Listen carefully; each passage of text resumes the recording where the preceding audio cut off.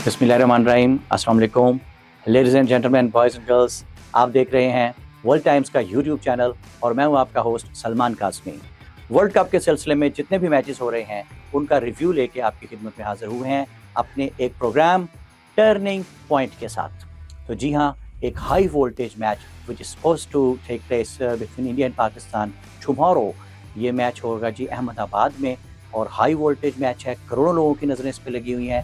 Pakistan versus India, the favourite match of all the cricket, all the people in the world, those who love cricket, they love to see this match between India and Pakistan। तो हमने सोचा हम India और पाकिस्तान के match के बारे में आपको कुछ इन्फॉर्मेशन प्रोवाइड करें। और मैच से पहले की ये इन्फॉर्मेशन जो है दोनों टीम्स के बारे में है। दोनों टीम्स जो हैं those are well balanced sides. और पाकिस्तान की टीम जो है इसके ओपनिंग बैट्समैन कौन है, इंडिया की टीम जो है उसके ओपनिंग बैट्समैन कौन है, मिडिल ऑर्डर बैटिंग क्या है और उनकी लेट ऑर्डर बैटिंग क्या है दोनों टीमों की, और उनकी बॉलिंग स्ट्रेंथ्स क्या क्या है, वीकनेसेस क्या क्या हैं। हम इस छोटे से प्रोग्राम में आपको इस बारे में मुकम्मल इन्फॉर्मेशन देने की कोशिश करेंगे। तो लेडीज एंड जेंटलमैन, इस वक्त हमारे जो ओपनिंग बैट्समैन है इसमें कुछ प्रॉब्लम चल रही है। ओपनिंग स्लॉट पे हमारे लिए, पाकिस्तान के लिए ओपनिंग स्लॉट पे कुछ प्रॉब्लम चल रही है। जैसे कि we all know about this thing कि हमारे मेन ओपनर जो है फ़खर जमान, डैशिंग फ़खर, और इमामुल हक दोनों ही आउट ऑफ फॉर्म हैं। और इमामुल हक जो हैं वर्ल्ड कप के 2 मैचेस में एक ही तरीके से आउट हो चुके हैं शॉर्ट पिच बॉल को पुल करते हुए। ऑलवेज रिमेंबर कि दुनिया के वर्ल्ड क्लास लेफ्ट हैंडर्स जो होते हैं वो भी whenever they are out of form तो वो स्विंग आउट को एज करते हैं और कॉट बिहाइंड या स्लिप में कैच देके आउट हो जाते हैं। लेकिन इमाम उस तरह तो आउट हो ही रहे हैं, पिछले कई मैचेस में हमने देखा एज स्विंग आउट को एज करके। लेकिन इसके साथ साथ अब एक नया प्रॉब्लम स्टार्ट हुआ है कि वो पुल करके एक ही जगह डीप फाइन लेग पे कैच आउट हो रहे हैं। तो इन दोनों प्रॉब्लम्स को रेक्टिफाई करना होगा, फौरी तौर पे इनको एड्रेस करना होगा इमाम को, अगर इमाम ने लंबी इनिंग्स खेलनी है जो कि पाकिस्तान के लिए बहुत जरूरी है। ऑल्दो दूसरे एंड पे Abdullah Shafique has played a marvellous innings against Sri Lanka और उन्होंने बड़ा अच्छा स्टैंड दिया, रिजवान के साथ स्कोर को बहुत आगे लेके गए, सेंचुरी स्कोर की और it's a wonderful century by Abdullah Shafique. लेकिन हमें दूसरे साइड पे ओपनर जो है वो कोई ना कोई चाहिए जो कि अच्छे तरीके से खेल सकें और ऊपर से प्रेशर ना पड़े। और नया बॉल जिस वक्त होता है, we all know that Bumrah and Siraj they are both capable to make beautiful swing bowling at the top. और जिस वक्त ओपनिंग बैट्समैन जल्दी आउट हो जाता है तो वन डाउन बैट्समैन पे ऑब्वियसली प्रेशर आता है। और उसकी वजह से हमने देखा कि बाबर भी लास्ट टाइम जब इंडिया से मैच हुआ तो क्योंकि पहली विकेट जल्दी गिरी और उसके बाद बाबर भी ज़रा शेकी नजर आए क्योंकि बॉल बहुत ज़्यादा स्विंग हो रहा था। एनीवे, ये हमारा ओपनिंग स्लॉट का प्रॉब्लम है। वन डाउन बाबर है, द किंग बाबर। बाबर ने जो प्रैक्टिस मैचेस थे, warm up matches world cup से पहले एक में 84 रन किए थे और एक में 90 रन स्कोर किए थे।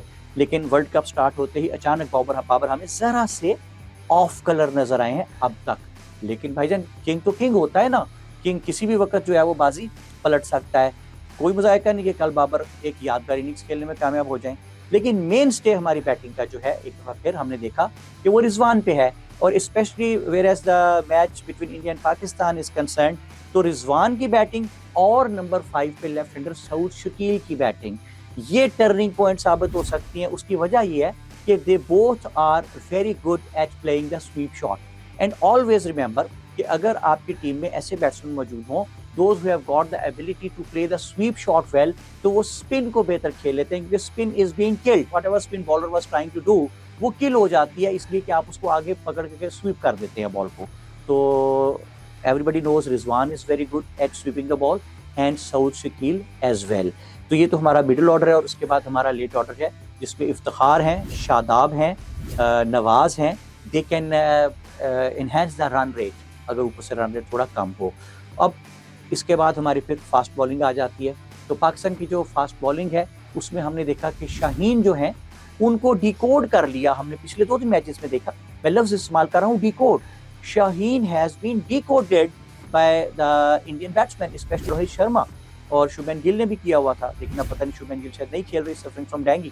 तो रोहित शर्मा उन्होंने मेरे ख्याल में शाहीन को ऐसे डिकोड किया है कि जो शाहीन की क्वालिटी है कि बॉल उनका लेट स्विंग होता है और जो कि बाउल्ट जो न्यूजीलैंड के लेफ्ट आर्मर है उनके पास उनकी भी क्वालिटी है और मिचेल स्टार्क की भी है कि गेंद बिल्कुल बैट के नजदीक आके लेट स्विंग होता है। तो उन्होंने उसको डिकोड ये किया है कि वो शॉर्ट बैट से जो बॉल विकेटों के बीच में होता है उसको रोक रहे हैं और what ever ball is being pitched, the swing in which is being pitched on the leg side, उसको वो रिस्क के साथ, कलाइयों के साथ ऊंचा उठा के मारते हैं और फ्लिक करते हैं, और यानी अटैक किया, उन्होंने सोचा कि शाहीन पे अटैक करें, डिफेंसिव होंगे तो शाहीन ऊपर से 2-3 आउट कर देते हैं। तो ये जो स्ट्रैटेजी है उनकी, इस स्ट्रैटेजी का हमें फौरी तौर पे काउंटर करना चाहिए कि एक डीप स्क्वायर लेग दिया जाए और एक डीप फाइन लेग दिया जाए, और दोनों फील्डर ऐसे रखे जाएं जो कि जबरदस्त फील्डर हों कैचिंग के लिए।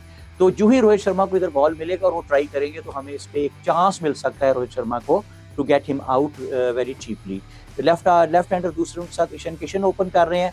मेरे ख्याल में हसन अली अच्छी बॉलिंग कर रहे हैं, नया बॉल उनका स्विंग भी हो रहा है, और पुराना बॉल जो है वो आफ्टर 30th ओवर जब वो आते हैं तो वो रिवर्स भी हो रहा है हसन अली का बॉल, तो he is bowling good. Haris Rauf, he is required to bowl very good and he is required to pitch the ball at the right length, इसलिए कि लास्ट मैच में हमने देखा है कोसल मेंडिस इस वक्त बैटिंग कर रहे थे, तो Haris Rauf is very fast, Haris Rauf is 150 plus पे चले जाते हैं, तो वो शॉर्ट पिच बॉलिंग करी जा रहे थे और कोसल मेंडिस उनको पुल करी जा रहे थे, और उनको एक ओवर में 21 तक स्कोर भी हमने पढ़ते देखा। तो ठीक है, हो जाते हैं, स्कोर भी हो जाते हैं, ऐसी कोई बात नहीं है, लेकिन उनको फौरी तौर पे ठीक करना चाहिए, और कप्तान को या सीनियर को या टीम मैनेजमेंट को या कोच को बीच में इंटरफेयर करना, उनको बताना चाहिए कि आपको एरिया ऑफ अनसर्टेनिटी जो है, कॉरिडोर ऑफ अनसर्टेनिटी, वहाँ पे बॉलिंग करें, ऑफ स्टंप के बाहर गेंद रखें और बैट्समैन को वहाँ पे खेलना पड़े बॉल को। जब आप शॉर्ट पिच करते हैं तो बैट्समैन से आराम से पुल कर देते हैं और आपकी स्पीड नल एंड वाइड हो जाती है वहाँ पे।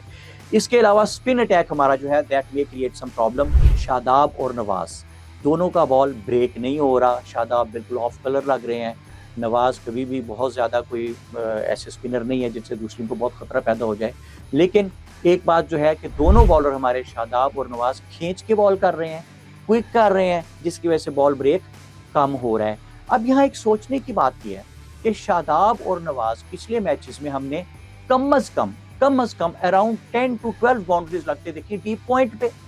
वो खींच के बॉल मारते हैं, ऑफ स्टंप के बाहर आते, वो कट करते, चौका हो जाता है, वहाँ बंदा ही नहीं। तो एक हमें चाहिए कि वो गैप अपना जो है हम उसको रोकें, और जिस वक्त नवाज और शादाब बॉलिंग कर रहे हो तो डीप पॉइंट रखा जाए। तो instead of having 3 boundaries in A over, तो वो 3 सिंगलें होंगी, तो कहाँ 12 रन एक ओवर में और कहाँ 3 सिंगलें 3 रन एक ओवर में।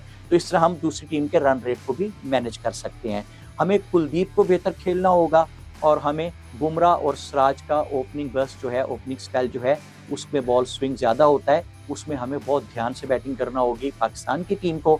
और इंडिया की टीम के लिए ये है कि उनका मेन स्टे बैटिंग का जो होगा वो होगा रोहित शर्मा पे। Rahul is also in a very good form, और कोहली तो हैं ही, they are very good batsman. और फिर उनके पास जडेजा और हार्दिक पांड्या, ये बड़े अच्छे ऑलराउंडर्स हैं। So a wonderful match is supposed to take place between India and Pakistan tomorrow. We will enjoy the game of cricket. इस वक्त अगर आप देखें उनकी बैटिंग की क्वालिटी ज़रा सी बेहतर नज़र आ रही है, क्योंकि फॉर्म में उनके सारे बैट्समैन।